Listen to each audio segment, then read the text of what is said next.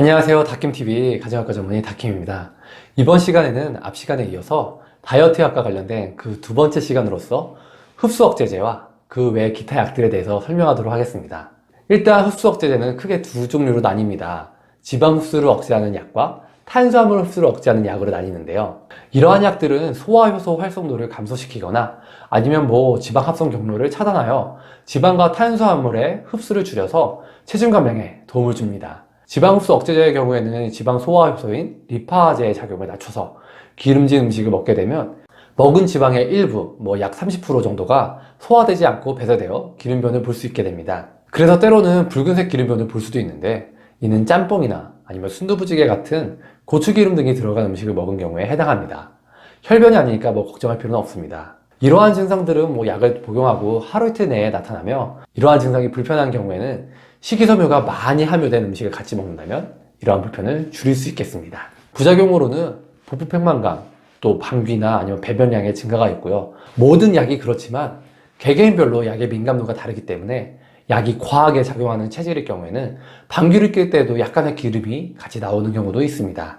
하지만 그렇게 흔한 경우는 아니고요. 또 여성분들의 경우에는 이에 대해 염려할 경우에 패드를 사용할 수도 있겠습니다. 한편 지방 흡수 억제제의 경우 안전성이 입증되어 만 12세 이상에서도 처방이 가능하고 장기 복용 역시 가능한 약제입니다. 두 번째 흡수 억제제로는 탄수화물 흡수 억제제가 있습니다.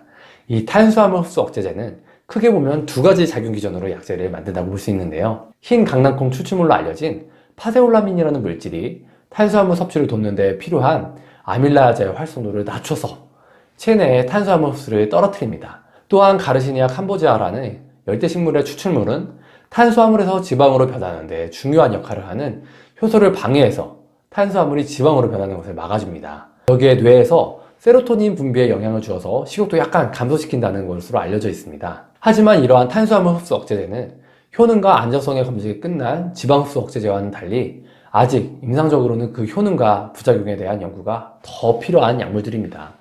이러한 탄수화물 흡수 억제제의 부작용으로는 지방 흡수 억제제와 마찬가지로 복부 팽만감, 변비 혹은 설사 등의 소화기 작용상 불편감 등이 있겠고, 최근에 가르시니아 캄보지아의 경우에는 고용량에서 간 손상의 위험성을 높인다는 보고도 있기 때문에 주의하셔야 하며, 항우울제를 복용할 경우에는 세로토닌의 농도를 높일 수가 있어서 전문의의 진료하에 복용 여부를 결정해야 하겠습니다. 더불어 이러한 약들이 지방과 탄수화물의 흡수를 100% 차단하는 것이 아니기 때문에 약물만 믿고 식이 조절을 제대로 하지 못한다면 큰 효과를 보기 어려울 것입니다.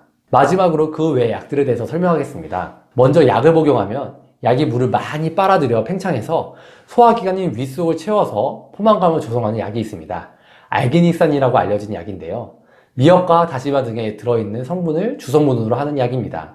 여기에 부수적으로 소장해서 콜레스테롤 흡수를 줄여주고 천연 식이섬유 효과로 인해서 변비 예방에도 도움이 된다고 알려져 있는데요.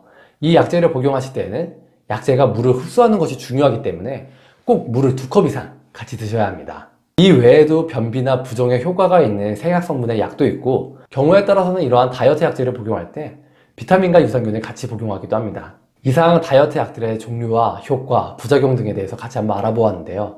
사실 이렇게 다이어트 약에 관해 여러분들께 설명을 드리지만, 일단 다이어트 약에 있어서 이를 너무 맹신하거나 또 의존해서는 안 될 것입니다. 약은 약일 뿐이고요. 결국 스스로의 결단과 의지가 굉장히 중요한 것이 바로 다이어트이기 때문이죠.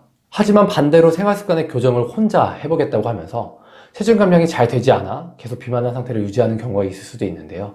이러한 상황에서는 건강에도 안 좋고 심리적으로도 우울감을 유발할 수 있는 그러한 상황이기 때문에 이러한 생활습관의 교정과 더불어 다이어트 약을 같이 복용해 가는 것도 고려해 볼 사항일 것입니다. 더불어 모든 약에는 부작용이 있기 마련이죠. 가장 오랫동안 안전하게 쓰고 있는 약인 타이레놀의 경우에도 과한 용량을 복용하게 되면 간독성 등을 유발할 수도 있다고 알려져 있습니다. 하지만 이러한 약을 먹을 때 부작용부터 걱정하진 않듯이 다이어트 약 역시 부작용을 너무 걱정하기보다는 전문의의 진료하에 안전하게 처방받아 복용하면서 다이어트 효과를 경험해 나가실 수 있길 바랍니다. 어떠세요? 잘 쓰면 약, 못 쓰면 독이라는 말이 있죠. 무엇보다 이러한 다이어트 약물의 처방은 약의 효과는 높이고 부작용과 오남용 등의 문제는 발생하지 않도록 해서 건강하고 아름다운 다이어트를 해나가는데 그 목적이 있을 것입니다. 이상 여러분의 다이어트 디렉터 다킴이었습니다. 감사합니다.